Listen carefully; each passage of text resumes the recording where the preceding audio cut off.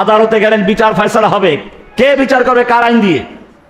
আজকে কোরআনের আইনকে বলা হচ্ছে মধ্যযুগীয় আইন, যেখানে কোরআন পরিষ্কার বলেছে বিবাহিত ধর্ষক যদি কোনো ধর্ষণ করে তাকে জনসমক্ষে আনো, হাঁটু পর্যন্ত গাড়ো, এরপরে চতুর্দিকে পাথর ছুঁড়ে ওদের রক্ত মাংস হাড্ডি বাতাসে উড়িয়ে দাও, যাতে এই দৃশ্য লোকেরা দেখে, ওয়ালিয়াশহাদ আযাবাহুমা, যাতে তাদের শাস্তি মানুষের দেখতে পায়।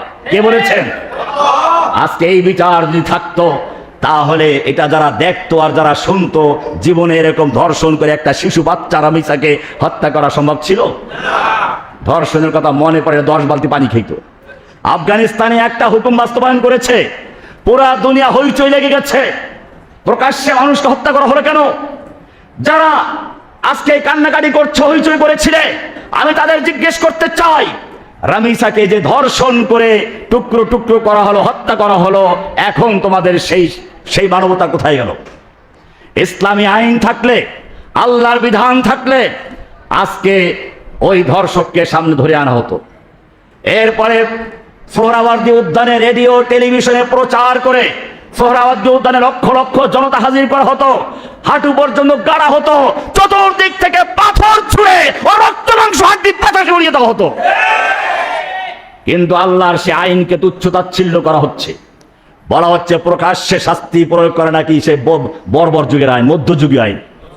মধ্যযুগীয় আইন, মধ্যযুগীয় আইন বলতে কাকে তিরস্কার করা হচ্ছে? কোরআনের বিধানকে। আবার তুমি আল্লাহর আব্দ। আবার এক গ্রুপ তারা এটার জন্য মিছিল করবে, শর্ত দিয়েছে শরিয়া আইন চাওয়া যাবে না। দেখেন না আপনারা, প্রথম আলো মিছিল করেছে, শর্ত আগের দিন শর্ত আরোপ করেছে, শরিয়া আইন চাওয়া যাবে না। কিসের মুসলমান, কিসের আব্দ? যে আইনগুলো নিজেদের মতের সাথে মিলে আমরা সেগুলো মানি, যেগুলো মিলে না সেগুলো। সুদ হারাম করেছেন কে? আমরা কি সেটা মানি? আদালতে ব্যাংকে গেলে সব ব্যাংকগুলো সুদ দিয়ে চলে, কোনো প্রতিবাদ করেছি?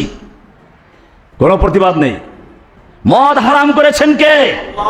কোরআন পড়ুন, সূরা মায়েদার 90 নম্বর আয়াত। আল্লাহ বলছেন, ইন্নামাল খামরু ওয়াল মাইসিরু ওয়াল আনসাবু ওয়াল আজলামু রিজসুম মিন আমালিশ শাইতানি ফাজতানিবুহু। মদ, জুয়া, মূর্তির বেদী এবং সেই লটারি, এগুলো সব শয়তানের কাজ, এগুলো তোমরা এতে বিরত থাকো। হুকুম দিয়েছেন কে?